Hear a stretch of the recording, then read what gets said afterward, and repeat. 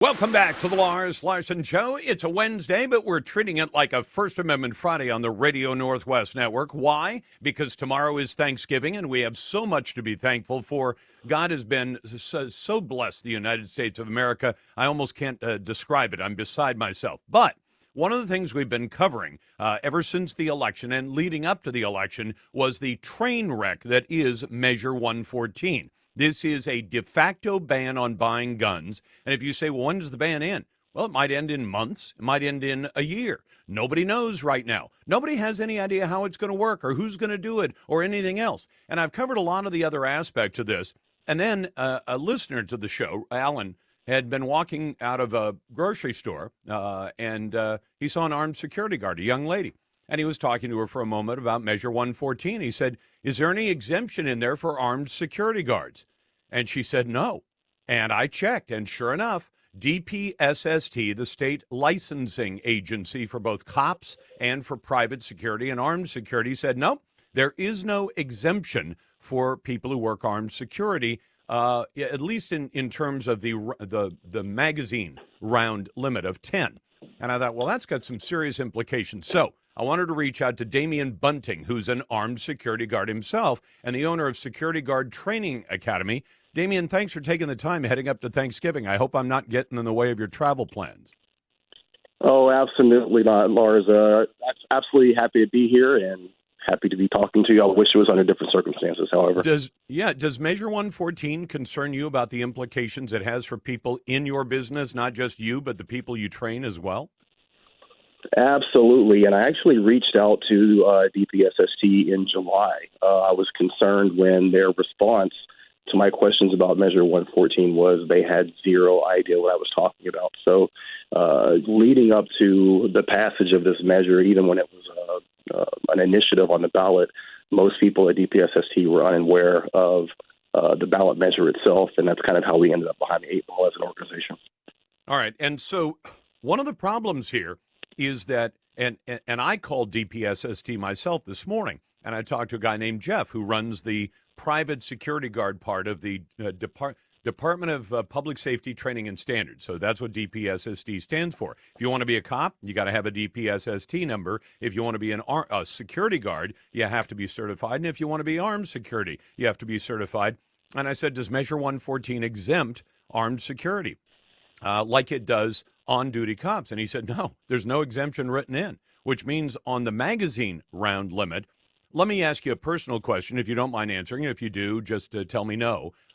When you carry a gun as an armed security guard, how many rounds do you have in the gun? So currently right now I'm running about 72 rounds. That's 4 magazines, 18 rounds each. All right. Now, every one of those magazines becomes illegal for you to carry after the 8th of December, right?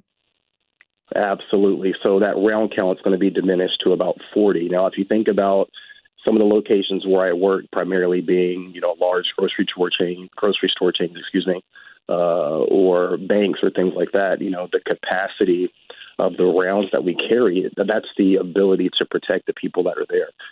So this measure puts us in a situation where our ability to protect the people that we're hired to protect is greatly diminished. My round capacity going down from 72 rounds to 40 is a major concern for me and my safety, but more importantly, the safety of the people that I'm there to protect.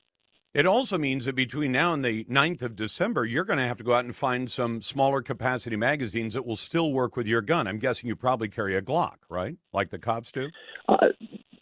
I do, and I am at the benefit of being ahead of all of this because I was vehemently involved in the fighting against Measure 114. I was involved in the conversation with the Secretary of State's office before the amendment was drafted. So I've kind of been on the front end of this entire situation, and I've been telling all security guards, everyone that I work with, people that I'm close to, you have got to get those 10-round magazines because I knew that something like this was going to happen. They were saying that this was going to go into effect potentially 180 days after certification, and we found out last week that it was going to be on the 8th. So, again, being a little bit more in front of all this and being able to purchase those 10-round magazines.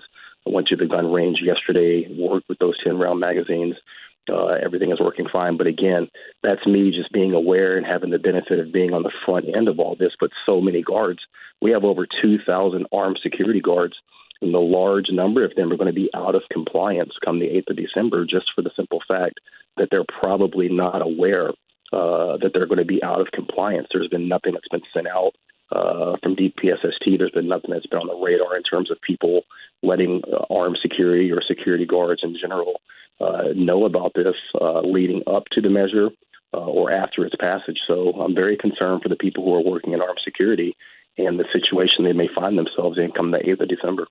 You know, Damien, let me ask you this, because there are lots of people who go out and get certifications for one thing or another. They learn how to fly. They get a pilot's license. They have a boat license so they can, operate a boat in Oregon and Washington where there are requirements like that. Nobody goes out and gets certified as an armed security guard unless they're going to actively work in the business. Do you think that's fair to say? Correct. Yes, sir.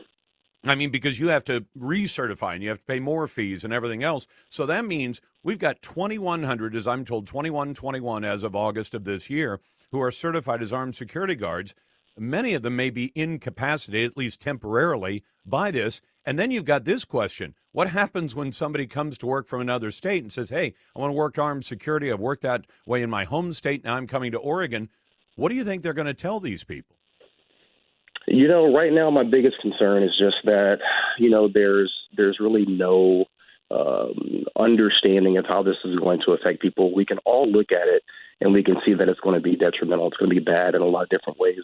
Unfortunately, from a organizational standpoint, DPSST did not get out in front of this in terms of talking to officers and informing officers. But, this is the responsibility of every American, every citizen. You have to be involved in your political process.